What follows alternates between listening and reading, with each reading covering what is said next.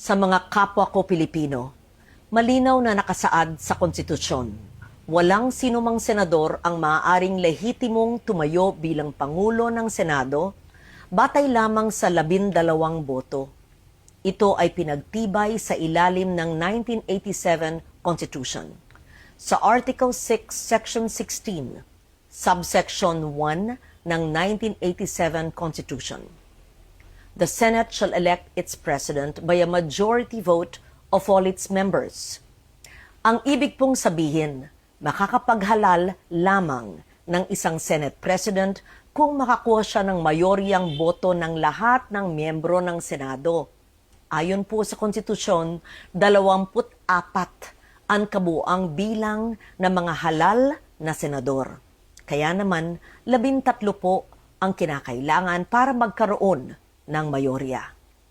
Nakalagay din sa alituntunin ng Senado, sa Rule 2, Section 2, na the officers of the Senate shall be elected by the majority vote of all its members. Ang mga opisyal po ng Senado ay ang Senate President, Senate President pro tempore, Senate Secretary, at Sergeant at Arms.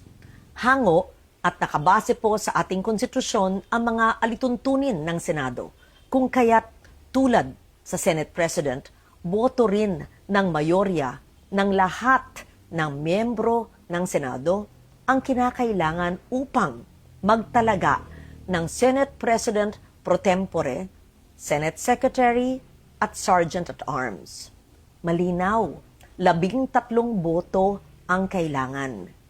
Sabi din po sa Rule 15, Section 44 ng alituntunin ng Senado na except during the election of officers, a majority of the senators shall constitute a quorum.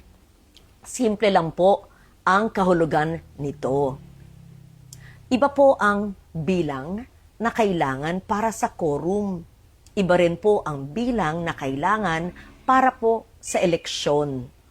Kapag eleksyon po ng mga opisyal ng Senado, kailangan ang mayoryang boto ng lahat ng miyembro ng Senado upang sila'y mahalal.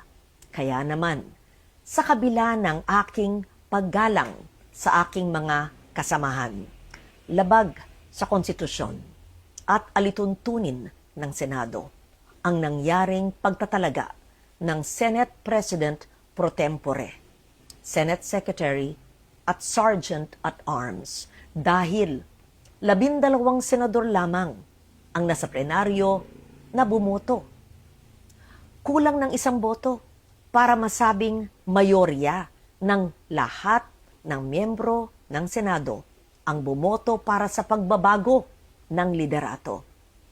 Samantala po, sa chairmanship naman ng mga komite ng Senado, malinaw din ang saligang batas sa ilalim ng Article 6, Section 16, Subsection 2, kung saan sinabi na, a majority of each house shall constitute a quorum to do business.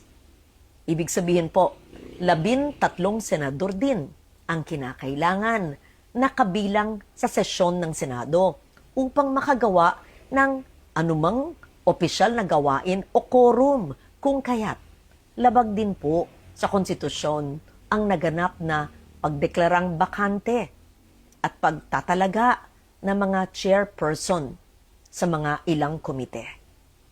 Madalas pong binabanggit ang mga nasa minorya ang kasong Avellino versus Cuenco upang palabasing lehitimo ang naganap na takeover sa Senado.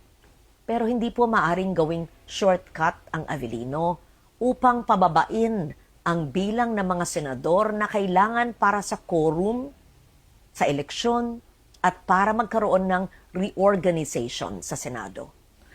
1949 pa ang kasong ito at naganap sa ilalim ng 1935 Constitution. Nagbago na ang ating saligang batas, 1987 Constitution na ang sumasaklaw po sa atin. Dito, malinaw na 13 ang kinakailangang boto para maghalal ng Pangulo ng Senado at parehong bilang din ang kinakailangan para sa pagboto ng mga opisyal. Hindi rin bago ang patakarang ito noong pang 1973 Constitution. Malinaw na ring nakasaad na ang Speaker ng National Assembly ay dapat mahalal sa pamamagitan ng mga mayoryang boto ng lahat ng miyembro. Kung tatanggapin natin na maaring basta-basta na lamang bawasan ang bilang ng mga senador na kinakailangan para sa eleksyon ng mga opisyal at pinuno ng mga komite, malaki ang magiging epekto nito sa operasyon ng mataas na kapulungan.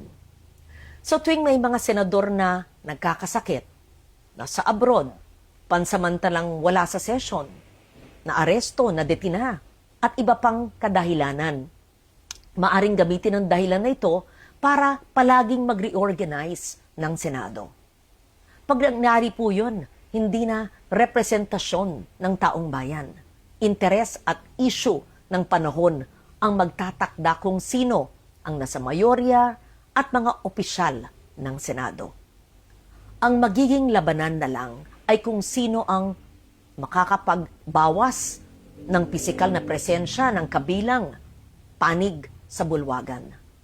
Dapat manatiling representasyon, interes ng nakararami, performance ng bawat isa, at issue ng panahon ang batayan kung sino ang magiging mayorya at pinuno ng Senado. Ang konstitusyon, ang gabay ng ating demokrasya. Ito ang dapat nating ipaglaban para sa Senado, para sa ating mga institusyon, at higit sa lahat, para sa bawat Pilipino. Si Loren Legarda po, ang inyong Senate President pro tempore. Maraming salamat.